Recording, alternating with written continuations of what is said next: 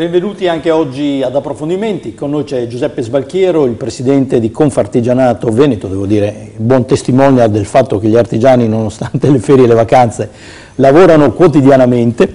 Detto questo, e qui in particolare perché nel suo personale pallottoliere di presidente della Confartigianato del Veneto può adesso segnare un punto in più, grazie ad un accordo che è stato raggiunto con l'Agenzia delle Entrate, che mi sembra importante quantomeno come cornice di riferimento per iniziare un dialogo, un rapporto che gli artigiani nel Veneto in altri settori hanno da tempo percorso, per esempio attraverso la bilateralità, cioè la capacità di mettersi attorno a un tavolo e affrontare i problemi cercando il dialogo piuttosto che lo scontro. Con l'Agenzia delle Entrate cosa è nato di nuovo? Beh, intanto un cordiale saluto a tutti. Non è nato nulla se non il conseguimento di un percorso iniziato con Equitalia un anno fa e che ha portato anche dei risultati importanti all'interno del nostro mondo, percorso che vedeva anche interessata l'Agenzia delle Entrate perché Equitalia è l'ultima spiaggia. Prima l'Agenzia delle Entrate fa tutti gli accertamenti, poi se non c'è risposta da parte del contribuente, in questo caso del nostro imprenditore, scattano le cartelle esattoriali di Equitalia. Ma l'obiettivo nostro era quello di anticipare il più possibile l'assegnazione delle cartelle che vanno poi in Equitalia, in maniera tale da poter risolvere il problema prima che diventi difficile poi da riprendere in mano. Quello che ci interessa soprattutto oggi come mondo dell'artigianato, come Confartigianato, è il dialogo con il nostro corrispondente che è l'Agenzia delle Entrate. L'Agenzia delle Entrate è lo Stato. Da sempre si dice che la fiducia è l'aspetto più importante nelle relazioni. Si dice che il cittadino deve avere fiducia nello Stato, ma perché il cittadino e il contribuente abbia la fiducia dello Stato o di chi è preposto per governare i vari processi, lo Stato deve avere rispetto e fiducia nel cittadino, cosa che non sempre è così. Soprattutto perché chi fa parte di l'angolo della barricata, quindi da parte del pubblico impiego, è molto più protetto sotto il profilo della garanzia del posto di lavoro che non il lavoratore privato. Fino ad oggi abbiamo visto che sicuramente anche chi non si è comportato in maniera corretta nel pubblico impiego ha conservato il posto di lavoro. A questo punto scatta subito una prima preoccupazione a dire: ma scusa, lui si può permettere di fare quello che vuole, di trattare il cittadino e il contribuente, che è quello che paga per mantenerlo, in maniera anche scorretta? Non è così, assolutamente non deve essere così.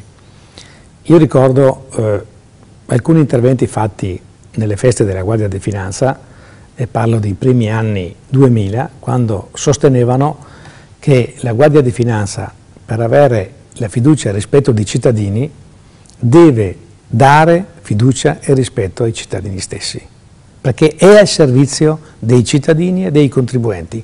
È una parte dello Stato che ha un compito ben preciso, che è quello di impedire che ci siano i furbetti del quartierino che non rispettano le norme che sono previste, ma ha anche il compito di tutelare chi si comporta bene. Allora, se si parte dal presupposto che il contribuente e il cittadino è onesto e si va a caccia dei disonesti con prove concrete, diventa tutto più semplice. Se invece si parte dal presupposto che tutti i contribuenti, tutti i cittadini sono disonesti, beh, che senso ha che io dia la fiducia a te? Certo. E questo l'hanno dichiarato in più occasioni e devo dire che si stanno comportando in questa maniera. Chi invece non ha ancora capito questo è stata l'Agenzia delle Entrate, perché parte sempre dal presupposto che devi essere tu quello che si giustifica rispetto a loro. Non è così. Cioè tu sei al mio servizio, perché io ti pago, come le mie imposte, tante, alte, perché tu dia un servizio alla collettività. Non è che tu fai prepotente nei miei confronti perché sei convinto che da quella parte nessuno ti tocca. Non è così. E credo che lo spirito dell'accordo che abbiamo fatto, e quindi ringrazio io il direttore dell'Agenzia delle Entrate regionale, perché abbiamo costruito questo percorso assieme, avvalendoci anche del risultato positivo che è stato fatto con l'accordo con Equitalia. Ecco, io ricordo che lei a Equitalia, possiamo dire, gliele ha cantate, non ha mancato di cantargliele, però ricordo anche che proprio in occasione dei saluti di fine anno lei evitò di mettere Equitalia sulla croce, allora andava un po' di moda, per tanti drammi che capitavano nel mondo del lavoro, i suicidi anche degli imprenditori così forti, così presenti anche a nord-est. Lei evitò di dire sì, la colpa è solo loro, ci sono anche altri problemi. E credo che dobbiamo essere molto corretti, anche chi fa rappresentanza deve avere il coraggio di ammettere anche delle proprie responsabilità.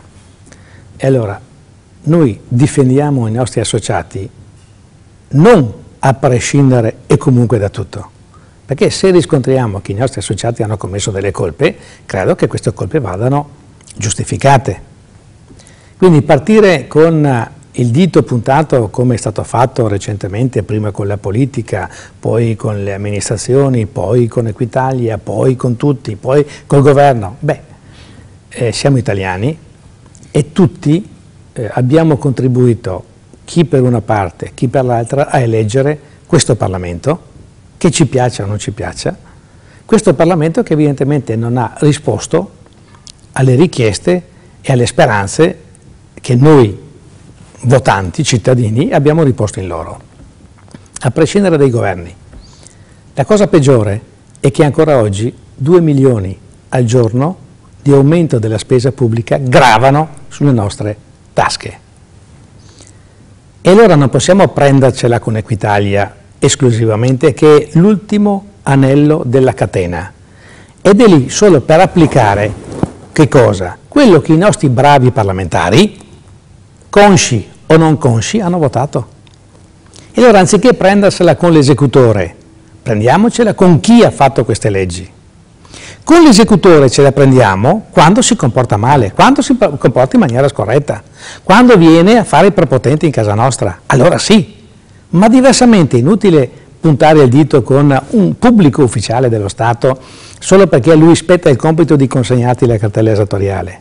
Andiamo a monte a verificare chi ha prodotto questo, ma andiamo a monte anche a verificare quanti dei nostri artigiani non sono stati nelle condizioni di pagare perché non avevano le risorse o perché in qualche caso non si sono interessati subito di bloccare l'escalation che poi genera questo tipo di operazione, e chiedendo anche attraverso le associazioni una soluzione bonaria nel caso che li vedeva coinvolti. È chiaro che se tu lasci là la prima cartella, lasci là la seconda cartella, lasci là la terza cartella di avviso, scatta il decreto ingiuntivo. Non è che tu puoi prendertela con il decreto ingiuntivo, comincia intanto a verificare se quello che tu non hai fatto è corretto o meno. Quindi sul piano del rispetto dei ruoli io non ho alzato i toni, piuttosto alzo i toni con altri, con chi sa e non ha fatto niente. E questo lo chiamo Berlusconi, lo chiamo Prodi, lo chiamo Monti, perché loro sanno queste cose.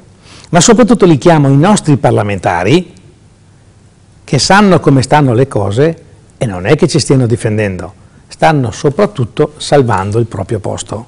Vediamo anche le scaramucce che ci sono in questi giorni sulla legge elettorale.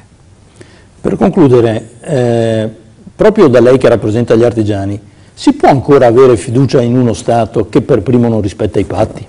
E voi lo sapete pesantemente. Possiamo fare la domanda di riserva? Perché corriamo il rischio altrimenti di ripetere quello che ho detto prima. La fiducia bisogna conquistarla. Oggi noi non abbiamo fiducia in chi sta nel Parlamento. Se ne devono rendere conto molto, ma molto bene. Lei dice perché ci sono problemi, tra virgolette, di voglia di forcone, insomma, tra la base. Diceva bene recentemente il professor Marini, siamo in una fase di depressione perché sta aumentando la sfiducia nei confronti delle istituzioni, di tutte le istituzioni, Noi che facciamo rappresentanza cerchiamo ancora di conservarla, ma per conservarla dobbiamo cominciare a essere anche molto più crudi e duri nei confronti di chi ci rappresenta a livello politico. Grazie, c'è bisogno di segni concreti. Grazie a Giuseppe Sbalchiero, che ricordo essere il presidente della Confartigianato del Veneto. Noi ci continuiamo a vedere domani, alla prossima.